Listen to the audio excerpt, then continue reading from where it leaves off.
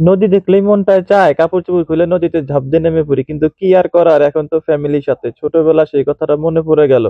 ছোটবেলায় নদীতে যেমন সকালে নামতাম, দুপুরে উঠতাম, ডুবাইতে ডুবাইতে চোখ দুটো লাল করে ফেলতাম, তারপরে ডুবানো স্বাদ মিটতো না। বাড়ি থেকে মা পর্যন্ত ঝাড়ু নিয়ে না আসতো, দাবড়ায় উঠাইতো, ততক্ষণ নদীতে শুধু ডুবাতেই থাকতাম। সেই দিন আর ফিরে কি পাবো? তো আসসালামু আলাইকুম, সবাই কেমন আছেন? আশা করি সবাই ভালো আছেন, আমরাও ভালো আছি। তো চলে আসলাম আমাদের নতুন একটা ভিডিও নিয়ে। আশা করি সবাই আপনারা আমাদের সাথে থাকবেন, ভিডিওটি দেখবেন। অবশ্যই ভালো লাগলে একটা লাইক কমেন্ট শেয়ার করবেন। আসলে আমরা বাঙালি, বাঙালি নদী দেখলে আসলে মাতাল হয়ে যায়। কারণ যারা ছোটবেলায় যাদের বাড়ির পাশে আশেপাশে নদী ছিল, তারাই বুঝবে নদী দেখলে কেমন লাগে। আর নদীতে গোসল করা, নদীতে ডুবানো, এটা একমাত্র যারা গ্রামের ছেলে মেয়ে আছে তারাই টের পাবে। কিন্তু বর্তমানে শহরে যারা আছে তারা আসলে নদীর স্বাদটা কিন্তু পাবে না। কারণ নদীতে ডুবানোর যে কি একটা মজা, চোখ লাল হলে কি হবে, মজা আছে, সেই মজাটা কিন্তু এখন আর পাই না। তো যাই হোক, আজকে ঘুরতে আসলাম। আর যেখানে ঘুরতে আসছি, আসলে এখানে ঘুরতে আসলে নদীর নৌকা ছাড়া কোনো উপায় নাই। আর নৌকা নিয়ে এখানে ঘোরা আসলে অনেক মজা। আর আমার মেয়ে যেখানে কাশফুল দেখতেছিল নদীর পাশে, কাশফুল দেখে অনেক খুশি। আমাকে বারবারই বলতেছিল, বাবা কাশফুল পেরে দাও। কিন্তু আসলে নদীর সাইডে কাদা থাকার কারণে শুকানোর কোনো জায়গা ছিল না যেখানে নাইমে কাশফুলটা ছিঁড়ে আনবো। ছিঁড়ে আনতে না পারলে আসলে দূর থেকে দেখতেও অনেকটাই ভালো লাগতেছিল। শুধু যে কাশফুলটা ভালো লাগতেছিল সেটা কিন্তু না, আসলে এমন একটা জায়গা আসছে যে জায়গাটাতে চারদিকটাই অনেকটাই ভালো লাগতেছিল। এর ভিতরে আমি মাঝে ভাইকে মাঝখানে জিজ্ঞেস করলাম, ভাই আমরা সামনে আর কত দূর যাবো? সে বললো যে না, আমরা সামনে আরো অনেক দূরে যাবো, আর সামনে যেতে যেতে আরো অনেক কিছু ভালো কিছু দেখতে পারবেন।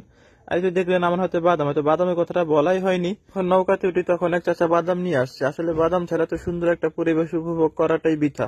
সেই কারণে বাদাম কিনে নৌকার উপরে বসে বসে আমি মেয়েকে বাদাম ছুলে দিচ্ছিলাম, আপনাদের আপুকে বাদাম ছুলে দিচ্ছিলাম, বাদাম খাচ্ছিলাম। আর পরিবেশটা, চারপাশের পরিবেশটা দেখতেছিলাম, আসলে অনেক ভালো লাগতেছিল।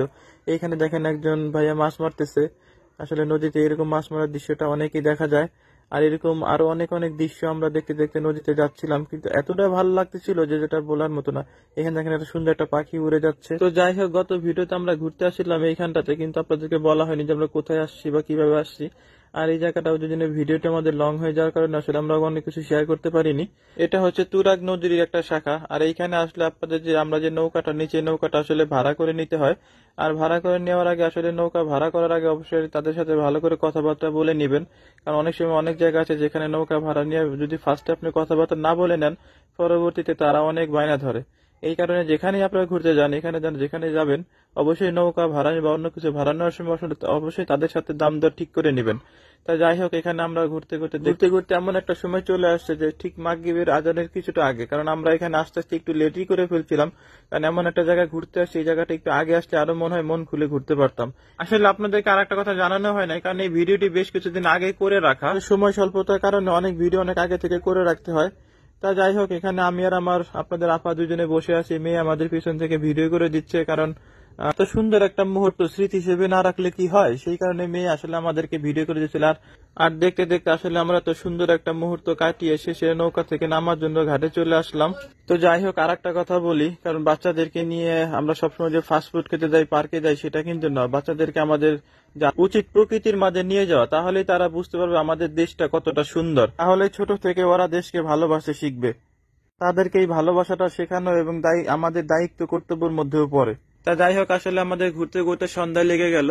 তা মেয়েকে বললাম, তুমি কি খাবা? মেয়ে বললো, বাবা ফুচকা খাবো। তা আমাদের এখানে যে জায়গাটাতে আসছি, এখানে সুন্দর একটা জায়গা আসছে যেখানটা অনেকটাই সুন্দর।